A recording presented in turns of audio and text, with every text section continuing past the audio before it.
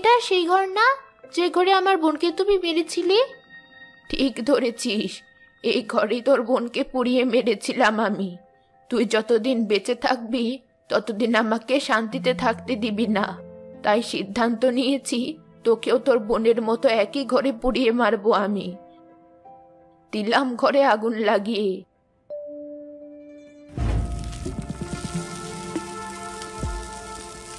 ঘরের দরজা বাইরে থেকে লাগানো কেন?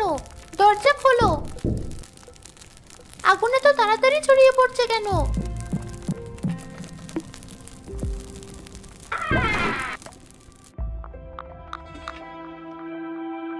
একটু পরই আপদ আমার জীবন থেকে আজীবনের মতো দূর হয়ে যাবে।